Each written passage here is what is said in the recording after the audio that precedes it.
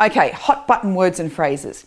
So these are just simply words and phrases that people use that can tip us over the edge. There are common general hot button phrases that we all would agree to, like calm down, are you listening, what's wrong with you, are you sure you followed that? So we use these antagonistic phrases that I think everybody would pull back from or have some heat on. We also have personal words and phrases that affect us individually. And there's two parts to this.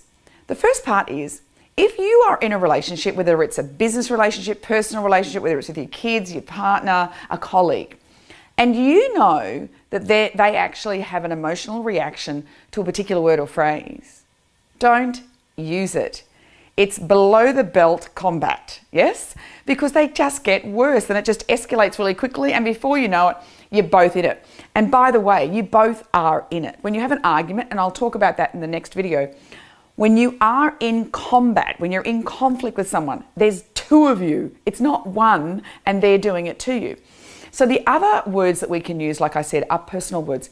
So when someone says something to us and we have a trigger on it, even though it probably wasn't the nicest thing for them to say, pay attention. You've got to pay a price in life.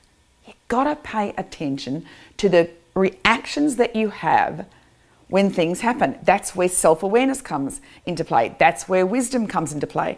So if you get heat on a word or a phrase, pause, ask yourself, wow, why did I have a reaction to that? Where's that coming from? Because usually it's a part of us that we have yet to acknowledge, that we haven't got resolution around.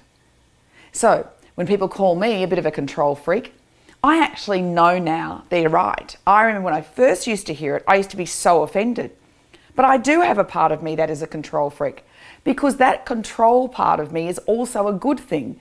There's two sides to the coin. Any strength taken to an extreme is a weakness. Our job is to just manage it. So when you get a reaction, pause, take it on board, and just to consider it. When you're with someone and you know they have a hot reaction to it, don't use those words. It's like a friend of mine. He said, you know, Terry, when it's really ugly in an argument with my wife, I just say, you're just like your mother. And she loses it. And I just drop the mic. So we don't want that. So just have a contemplation around that. Let's be responsible about what comes out of our mouth, but let's be brave about how we process what comes in. See you soon.